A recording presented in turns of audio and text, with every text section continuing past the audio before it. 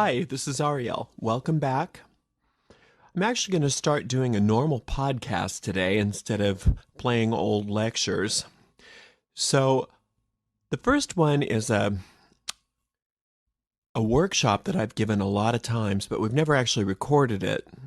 So, it's a prosperity workshop. It doesn't sound very Druidic. Oh, no. Look at your Druidic source books. It was all about prosperity. It was all about the fertility magic. What the Druids were always all about fertility. Now remember, currency back in the days of the Druids was different than the currency of today. Today we have actual financial currency. Our currency is what we call money. And so a lot of the prosperity that we do in this day and age is very different to the naked eye to what the Druids were doing. And you'll see as we go through this that the same ideas are prevalent as what I'm talking about today as far as financial prosperity and prosperity throughout all of our lives and how we can create that. The ideas have not really changed because the truth is truth. Universal truth has not changed. However, our understanding of it has hopefully progressed in the last few thousand years. So let's first of all just recap a little bit about how our view, and my view especially, of metaphysics is cause and effect is the bottom line law of the metaphysical universe. Every effect has a cause. Every action has an equal and opposite reaction. That is cause and effect. The cause and effect worlds are that the mind, the mental world, is the causative principle. The mortal or physical world is the effect principle. So there is no causation in the physical mortal world. That is erroneous thinking. It sometimes can look like and appear like things in the physical world are at cause, but the physical world is always an effect. Everything in the physical world is an effect of an idea or something in the mind, a thought. So there's two worlds, the mortal and the mental, or the inner and the outer world. So what happens, and if you've listened to any of my recordings, you'll say, "Oh my God, he's talking about this stuff again," and it's the same shtick over and over again. But I think it's very important that we understand it, that what we think about habitually, our belief systems, are what is creating our reality, our world. The purpose for the physical universe is to show us or to reflect back to us what we're thinking. So if you want to know what your collection of belief systems are about any particular topic, look to that topic within your life and you will know what you're thinking. And the way that you can change your life in the physical world is not by going out necessarily and doing so-called footwork in the world. The way we change our reality in the physical world is by changing our habitual thinking about that part of our lives, and that will in turn change our behavior, and then our behavior will cause new results.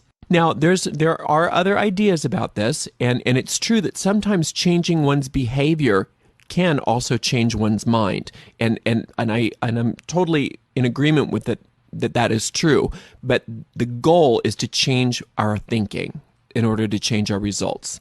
So yes, sometimes in order to change your habitual thinking about how you budget is you actually have to write out a budget and start acting as if you knew what you were doing. Start acting like a responsible person financially, and then you will change your thoughts about yourself as a person financially, and therefore you will have new results. So sometimes just changing your thought is not that easy. Usually what has to happen is some very, very deep, profound work in order to change our habitual thinking. And so sometimes the way to change our thought is actually to change our habits, to change our physical mortal habits. And that will in turn stimulate a change in our thinking, which will effect a change in the physical world. Hopefully that made some sense. What a mental shield is it's our waking consciousness. Anytime we're awake, we have some degree of tension in our body and our mind. So the mental shield is what keeps us sane, basically. Because can you imagine if every passing fancy, every passing thought created a new result in the mortal world? It would be very hard to be sane. It's like if you stopped thinking about the sun, then the sun would go out. If you stopped thinking about your foot would disappear. If you stopped thinking about anything that is that anything in the physical world, it would just change. And your physical world would change at a whim, and there would be absolutely no learning that could happen. So the mental shield actually has a positive use. The mental shield is that which keeps your belief systems in check and keeps your experience and your perception of the physical or mortal world consistent. It keeps our perception of the mortal world consistent. Your mental shield comes down when you're asleep, and that's why when you dream, your dreams oftentimes don't make a whole heck of a lot of sense when you remember them from a mortal perspective. All right. So in order to work effective magic, we are taught, is that we have to lower our mental shields, yet stay awake, stay conscious enough so that we can create a new thought form, impress our deep mind with that thought form before we bring our mental or allow our mental shield to come back, which it'll do on its own. This is how magic works. Magic works by impressing our deep mind, our habitual mind, with new thoughts. And those new thoughts will, especially over time, like if you plant a seed and water it and nurture it properly, will create a new plant. A new plant will grow. Very much the same way with our idea of magic. The mental shield goes down. We visualize a new thought. We visualize a new circumstance. And then over time, that new experience takes place in our physical universe. All right. But remember that it's sort of like a war between the old thought system and the new thought system. Oftentimes that old thought system that's causing the results that you don't want has oftentimes been in operation for a long time, many lifetimes perhaps, many generations. And so to just do a spell once, or to just change your thought once doesn't always yield the results that we wish it would. It's not like just waving some magic wand and then all of a sudden that situation is different.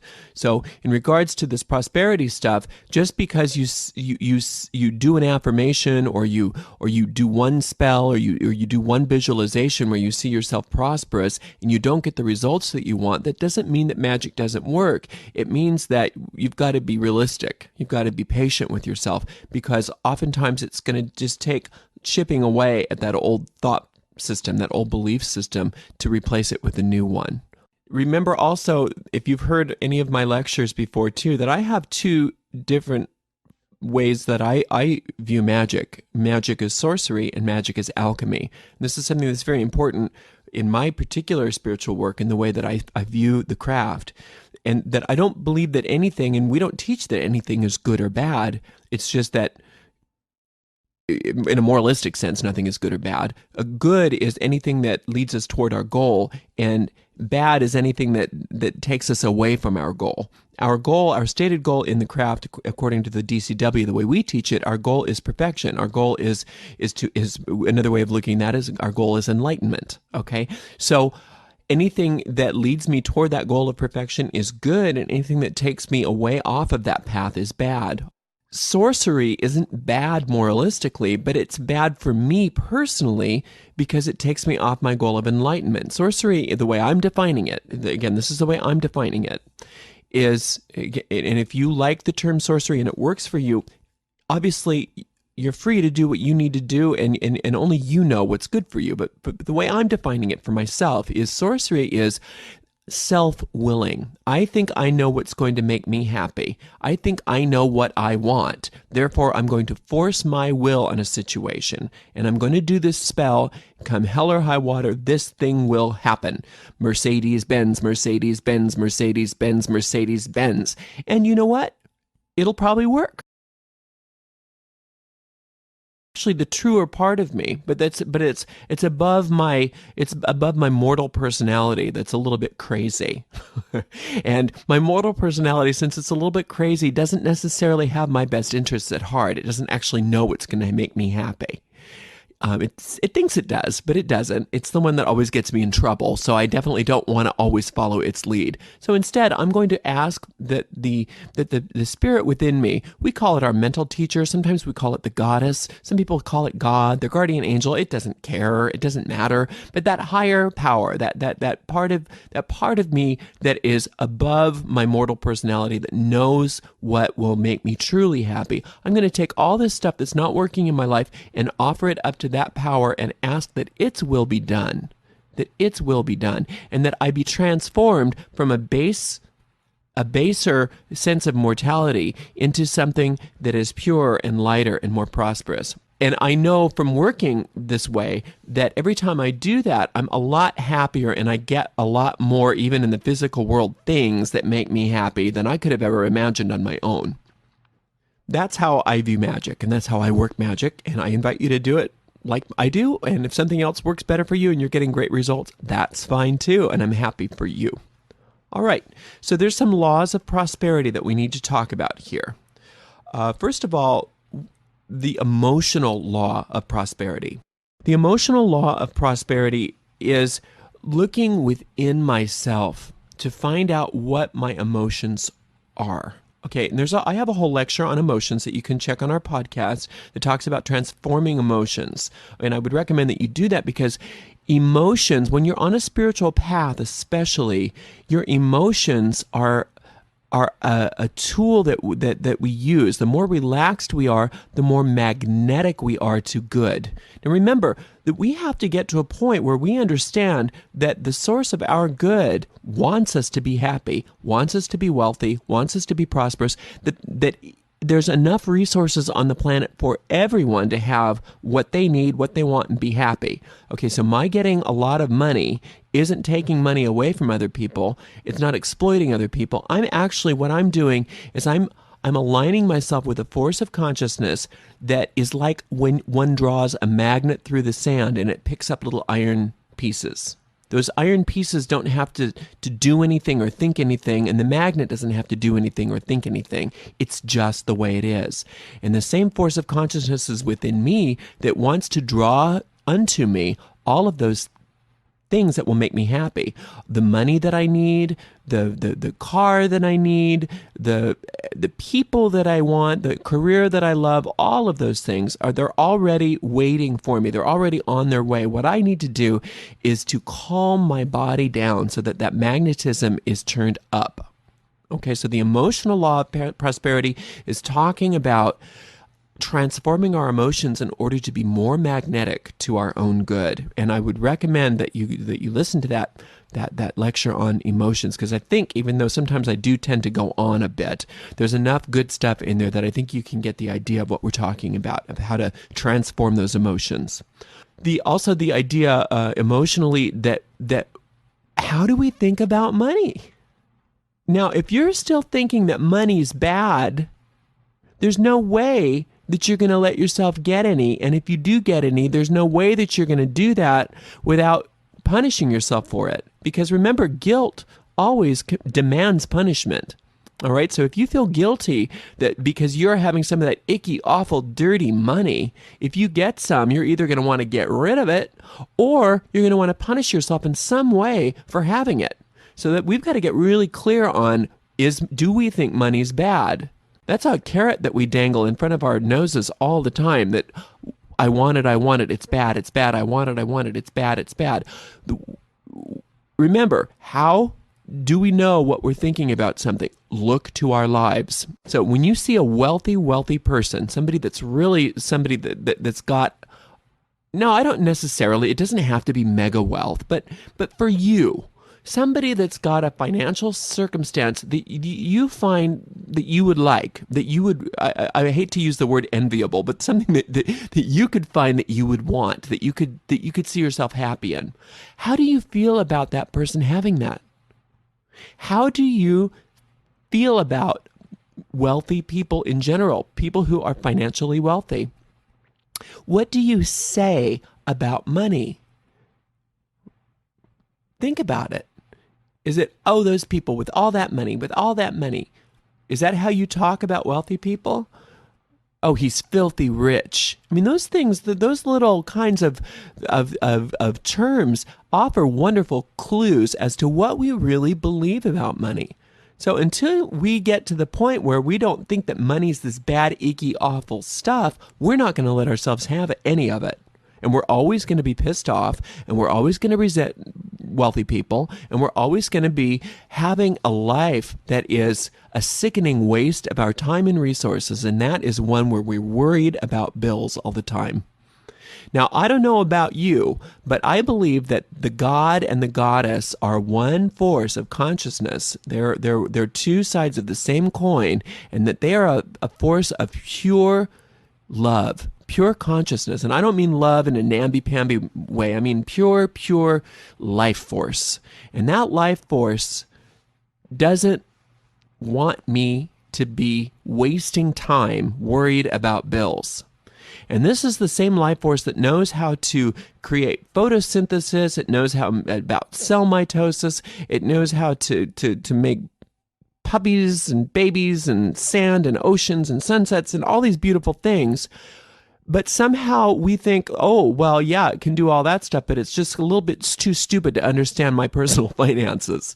Okay, but we've got to get that, again, don't think in terms of how am I going to go out there and get money? How am I going to turn off all of this negative emotion so that I can once again be magnetic to that which is my own good?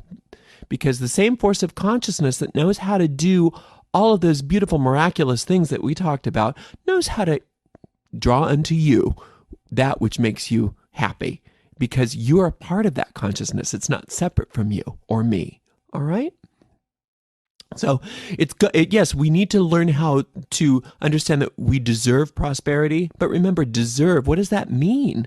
We deserve that which is good, because we are ultimately inherently good people. We do stupid things, we do bad things, but inside, essentially, we're not bad, we're good. Therefore, we deserve that which is good.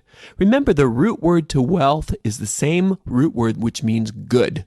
We need to open our minds to the idea that prosperity is a possibility to us. It's a possibility for us, that it's our right to be wealthy, and I will go one step further, that it's our responsibility to be wealthy. Again, notice how that makes you feel, that it's your responsibility to prosper. Why would that be? Because if you're not prospering, like I just said, you're wasting time. You're wasting time and resources wondering how you're going to get that bill paid. You are just, it's pathetic. Enough already. Again, in this political landscape that we live in here in America, I don't know where you are listening to this, but here in America, yeah, voting really is powerful. I agree. I think everybody should vote. But what vote counts more than your dollar? Okay? So if you want to make changes in this world, if you've got some financial backing behind you, you can get a lot more good things done. I'll tell you that from personal experiences working in the nonprofit world. The more we can have financial resources to get some of these things done, the better off we are.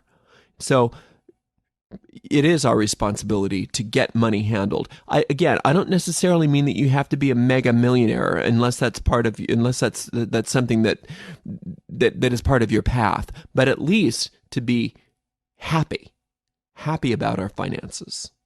Okay, so that's the emotional law of prosperity. Let's look into the emotions and find out how we feel about money and feel about ourselves. The next one that we want to talk about is the Purification Law of Money. So as we get into some of these things, I'm going to give you a lot of techniques that you can use. And, don't believe anything I say. Don't edit. You just let it come flowing forth. What do you believe about money? Interesting exercise.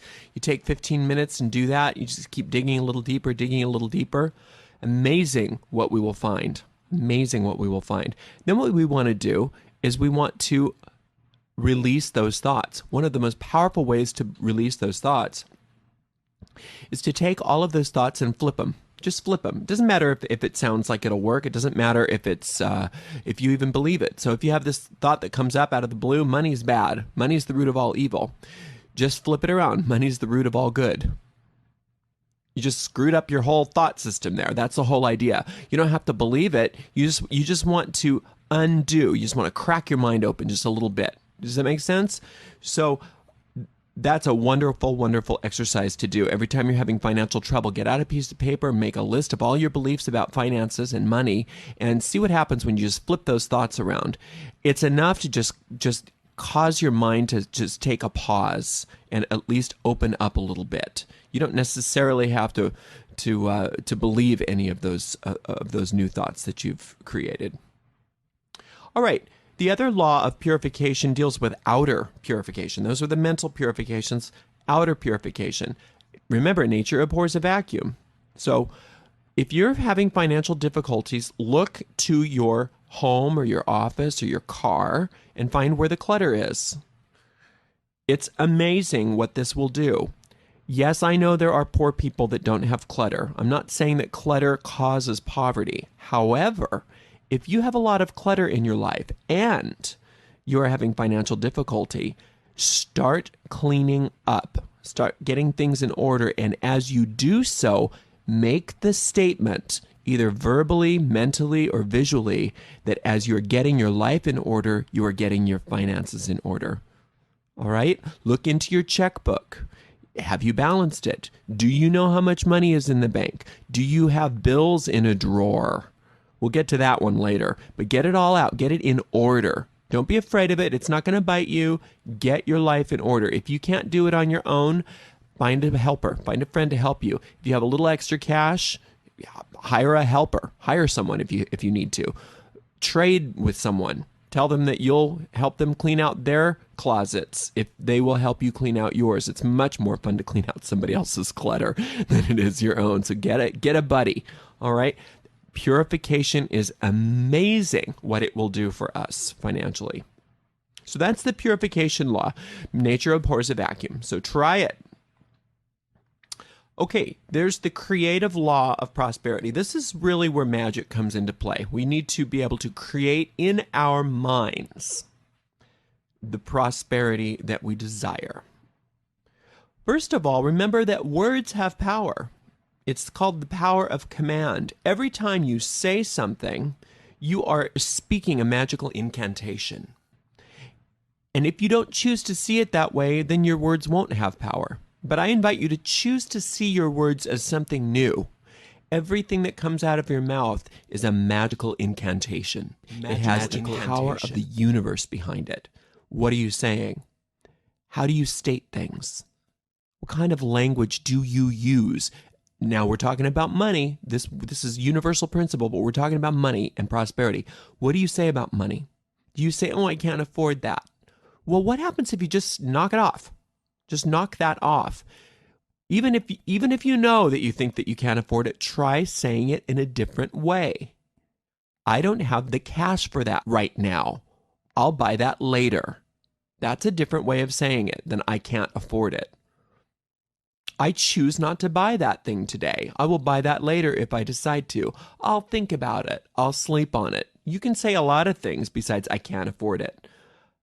I hate money. I hate money. Why do you say things like that? I love money. Money's fun. Money's hard. What do you mean money's hard? How about you say a new thing? Money's easy. Does that seem too simple?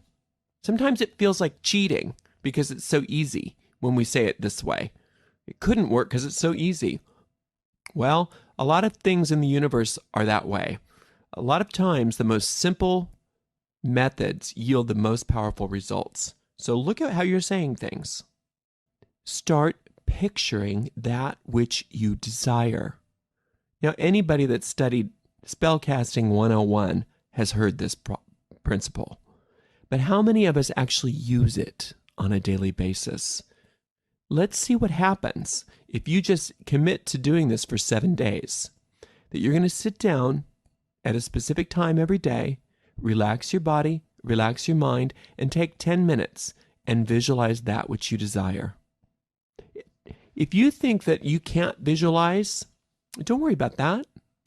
Visualization just means whatever. I'm going to say something to you right now, and I want you to just notice what happens. The girl had a green miniskirt on, and she walked into the room, which was painted bright red. Everybody was smiling and laughing as they passed around cinnamon rolls. Okay, you may not have seen it in Technicolor, but whatever that experience was for you, that's called visualization.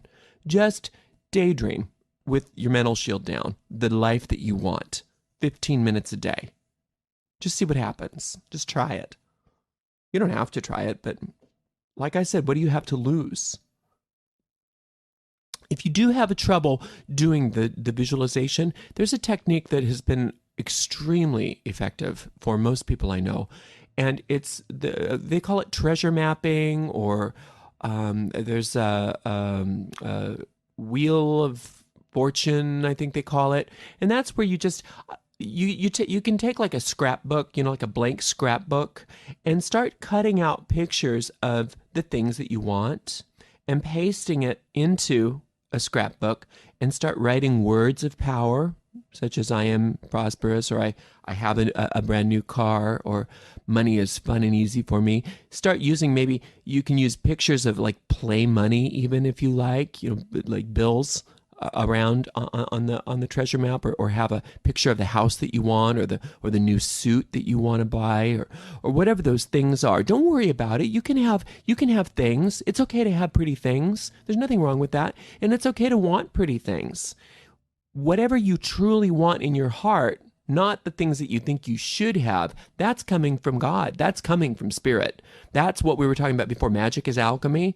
Is if you really, really want it, and it's just like makes your heart just leap for joy, if you could have whatever that thing, or that whatever that goal is, that's what you should be doing. That's what you want. So you want to follow those dreams. Absolutely. The ones that you don't want to do are the ones where you should be this, or you should have that, or in order for other people to like me, I should have this or that. That's nonsense. But whatever is making your heart leap for joy, that's what you want to go for. Absolutely. And if you can see it very clearly in your mind, that's great. If you can't, try to find an image of it and make a little scrapbook out of it.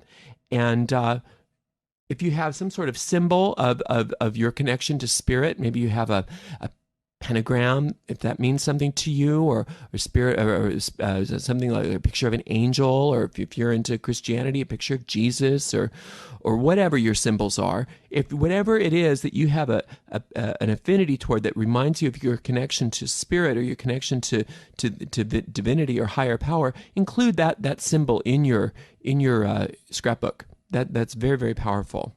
So that's one thing you can do if you think that you're having trouble with visualization, is the treasure mapping. Another thing that some people find very, very powerful in using the creative mental laws of prosperity is actually writing down what you want. There's a very different thing between goal setting and writing down what you want. Goal setting sometimes has this, oh, it's so hard. I should have goals. That's not what we're talking about. Yes, they're goals, but they're what you want. Like if money were not an object, if money were not a problem, what would you be doing? What would you have? What would you do? And who would you be? Write that stuff down. Have fun with it. And do it, frequently. That in and of itself will stimulate the power of your visualization. And sometimes the act of writing in and of itself is so sort of rhythmic that anything that's rhythmic, like weaving or knitting or spinning or any of those kinds of things, have a tendency to get you into a trance and lower that mental shield. So writing is one of those wonderful things that can combine the power of visualization with the power of relaxation. Writing is wonderful. Another thing that we've found works beautifully for people is actually writing letters to Spirit. Now, again, you need to be honest with yourself about what Spirit means to you. If that means Jesus, that's fine. Nobody here has any problem with you having a relationship with the Spirit in whatever form it presents itself to you. That's up to you. So if it's I know people who wrote letters to the angel of money. In fact, I did that, and it was amazing, the amount of transformation that I had. I wrote a daily letter. This is what my life was like. It was just like awful. It was awful. And I'd done every kind of money spell you could imagine. I had every kind of shishi incense and green candles and bayberry oil and King Midas oil and magnetic sand and lodestones and mojo bags and tonka beans, and I could go on. I know every money spell there is to know. I did all of them, and sometimes they sort of yielded a result. But remember, what that was for me is I was looking outside of myself, and I was always doing a money spell in panic.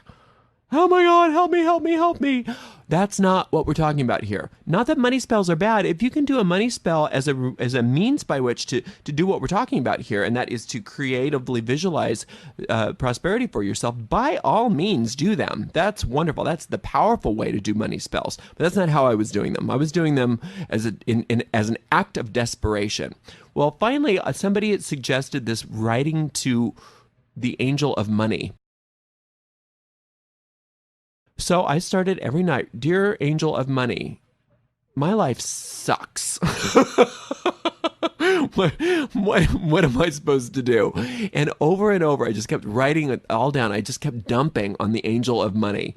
And pretty soon after about maybe, I don't know, it's been so long, but maybe 5 or 6 days of doing that, I noticed the tone of my letters changed to something a little bit more hopeful. And then what I started doing is I noticed that my letters started being, you know what, I don't really care anymore. I just totally have trust in the universe, and I have trust in the spirit. So angel of money, whatever you want money to be for me, it's your will and not mine. And I don't care, and I'm not going to worry about it anymore. And you know what? Little by little, I started getting major hits about what I wanted to do, like emotional hits, psychic hits about what I wanted to do with my life. And within a year, I was in a hugely different space financially, career-wise, everything. So it was definitely a powerful process for me. So I invite you to try that, writing letters to spirit. Okay, another thing you can do is make lists. Make lists, not to-do lists. Those things have, I mean, if that works for you, that's fine. To-do lists always are like, ugh, they're not fun for me. Instead, I will make a list of how I want my day to be, what I want my day to look like, what kinds of wonderful things I want to see happen today. Those are the kinds of lists I want to do. What do I want to see this week? What would I love to see this year? And again, we're doing alchemy, not sorcery. So therefore, at least I am, you can do what you want. But what that means to me is this is what I see, but I'm offering it up to spirit, and I want you to give back to me this or your vision. And usually by the time it comes back to me, it's a lot different, but it's so much better. It's so much better than what I thought of on my own. So that's a good one too, making a list. Okay, let's talk about bills. I have a feeling there might be a few listeners out there that are having some issues getting their bills paid, or that may not have chosen this particular recording to listen to. Here is an incredibly powerful technique that I used when I was very, very, very entrenched in poverty. I had so many bills, and my way of dealing with bills is I would take those bills and stuff them in a drawer. And, you know, if I can't see it, it doesn't exist, right? And when the creditors would call, I would just delete the message. And, you know, I was fine with that. But I really wasn't fine with that, because what would happen is I was miserable and I was tense and I felt so guilty and I felt so bad about myself.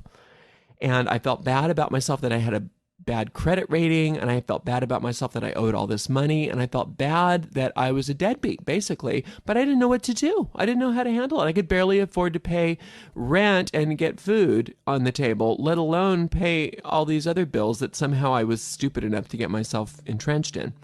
So what I did is I used this technique that I'd been taught, where I started writing notes, either on a sticky note or on the part that you don't send in, on the bill. And this is what I wrote. I give thanks that you are immediately and completely paid by, and then I'd write the date it was going to get paid by. I'd give myself a reasonable date. And then I would just say over and over, I give thanks for your immediate and complete payment. You are immediately and completely paid. Thank you, angel of money. And I would not put them back in the drawer. I would put them on my altar. I would put them on my altar. I don't really use an altar like I used to anymore, but I used an altar a lot for my meditations. I don't do it as much anymore, but I would put those things on my altar, and I would prioritize which one needed to get paid first. Something always happened. Something always happened where I got a little bit of money, and I wouldn't necessarily be able to pay the whole thing off at once, but I could send him $5. I could send him $10. I could send him $20.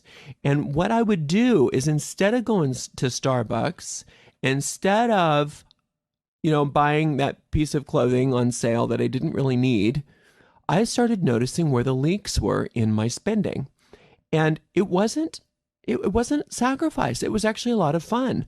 I would take that money and I would send it to one of those bills. And within 3 weeks, most of my bills had gotten, at least not, if not paid, at least I had sent something in. And so I was in the good graces of these people, and I wasn't getting those phone calls anymore. So you might want to try that. Writing notes on bills. What a powerful thing. Okay, one more thing that I have used since I started my path to prosperity is using my sleep as a means by which to discuss things with my deep mind and to make changes in my life. And the way I would do it is, as I was going to sleep, I would think prosperity, prosperity, prosperity, prosperity, prosperity, like a lullaby as I fell asleep. And the first thing that I would remind myself to think of when I woke up was prosperity, prosperity, prosperity. Doesn't sound like it would be that effective, does it? Oh my gosh. Huge. Now, what have you got to lose? Try that for a month and see what happens. Just try it. Just try it. See what happens. All right. We're going to talk about another law of prosperity now.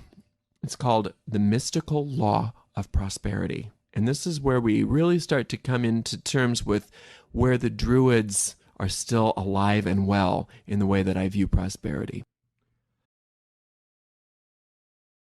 Okay, so the mystical laws of prosperity, they tend to be a little controversial, and a lot of times when I talk about this stuff, people shut down. And so try to just keep your mind open. You don't have to do anything. Nobody will make you do anything. But why not try it? Try it. I'm only giving you stuff here that has worked for me. I'm not giving you anything that is theory. It's just stuff that works. So the mystical laws of prosperity state that you can't get something for nothing. The first step to receiving is giving. So in order to receive, you must give. In fact, giving and receiving are the same thing. Now, we have a tradition for Lammas where we have a wicker man. And we don't burn people and animals in it. like the old Druids did. We usually use grains and fruits and trinkets and things like that, where people can give. The idea is that we're giving to the heart of God.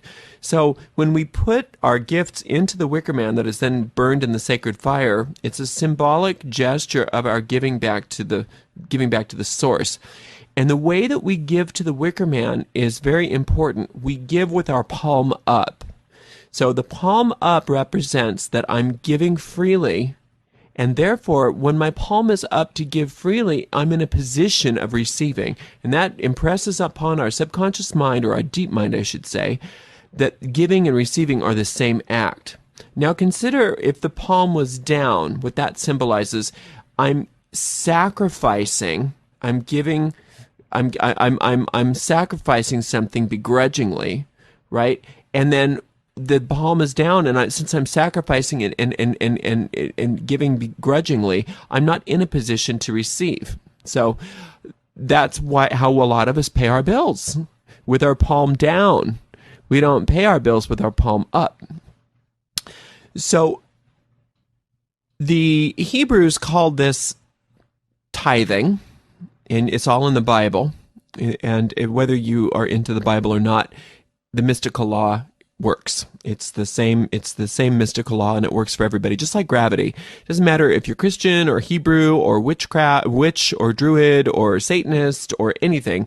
If you use the law, it works. Gravity works for Hitler just as well as it works for Mother Teresa. Gravity, the mystical law of prosperity works for everybody that wants to use it. And the way that we deal with it is 10 is a mystical number of increase because it is 1 past 9, right? So it is a mystical number that means increase. It's starting a new cycle. So 9, once you hit 9, that's the number of completion. 10 is the number of new beginnings. So it's the number of increase. So when we want to receive, what we need to do is give. So the way that the law of the mystical law of tithing, if you want to call it that, works is that anytime I receive financially, I need to give 1/10 of that to where I feel my spiritual source is. I want to give it back to God or Goddess or the source. And in the old Druid days, obviously, we gave it to the Druids, and we gave 1/10 of all of our crops or whatever whatever we happened to have, and then they burned their first fruits and gave sacrifices of humans and all that kind of stuff that we don't do anymore, thank goodness, to the fire in order to have increase. What we do with finances is whatever my spiritual source is, I'm going to give immediately 1/10 off the top of my gross income to what I consider my spiritual source. So if you're a member of a church or a spiritual community, anything like that, you can give to those places. It's not the same as giving to charity, although charity is wonderful, but that's not the same thing. That's not what we're talking about. We're talking about to your spiritual source. So every time that we're giving to God or giving to the source, we're receiving. Now, charity, the way I practice it, and I give to a lot of charities, I give to charity with the money after I've given my first 1/10. That's how I do it. And you don't have to do anything, but this is what works for me. And I invite you to try it. Give it 3 months, though. I mean, be realistic. I mean, it's like going to the gym and working out once and saying, well, I didn't lose any weight. Give it a little time. See what happens if you give 1/10 of all of your income to whatever you consider your spiritual source. It doesn't have to, I'm not telling you where to give it. See what happens. All I can say is that tithers always prosper. I've never known a tither to fail financially. Only when the tithe is withheld have I seen failure happen. People that are in financial straits usually say, I can't afford to tithe. And unfortunately, that's when they can't afford not to tithe. So try it. Try it. I know that it sounds Christian. It's not. It's much older than Christianity. It's much older than any religion. It's just a spiritual law. It's just a spiritual law. People are afraid of tithing because it smacks of charlatanism, you know? It would be different if I was saying, you must tithe to me. I'm not telling you where to tithe. You need to decide what your spiritual source is. And after you finished tithing your 10%, then you can give to charity. You know, you cannot outgive God. It's impossible. Try it. I've tried. Every time I try to give too much, you can't give more than 10%. You can't. It's impossible because your income always rises to meet the challenge. I remember I gave 20% for a while, thinking I'm going to just prove this law wrong. And lo and behold, my income greatly increased. I remember this one time when I first started tithing, ages and ages and ages ago. I had this business, and all the partners were together, and we were freaking out. We needed, I think we needed like $10,000 or something like that. And maybe it wasn't, no, I don't even think it was that much. I don't remember. It was several $1,000s. We needed some money. And I remembered the law of increase. I remembered the mystical law of prosperity. And I said, you know what? We need to tithe. We need to tithe 10% of what we want, what we need first before we're in a position to receive. And they, for some reason, they were for it. They said, okay, let's do it. So we gave the whatever it was. I think it might have been like $300 that we had to give because we needed like $3,000. I can't remember. But I would tell you, like, we sent that check out, and I said, like, within days, we had this claim check from an insurance settlement that we didn't even know we were owed from some water damage that happened to our building. We had no clue that was coming. And it was like within pennies of what we needed. And it was within pennies of 10 times what we sent out. And from that day forward, I said, this shit works. I'm going to do this. I'm going to do this forever. And I've always tithed since then. I have never, ever, ever once regretted it. So try it. Try it. You'll like it. All right. So those are the basic laws of prosperity. Try them for yourself and see what happens. I remember I used to know this woman, and she used to always be fired from jobs. I mean, it's just like that was her thing. She was always fired from jobs. And whenever I would talk to her, she was in one of my groups that I was a teacher, that I was involved with. And she would come to me because she'd need a spell or something, because she needed a new job. And finally, I remember asking her, why do you think that you keep getting fired from these jobs? And she would always say, I don't know. It's just like people are always out to get me. It's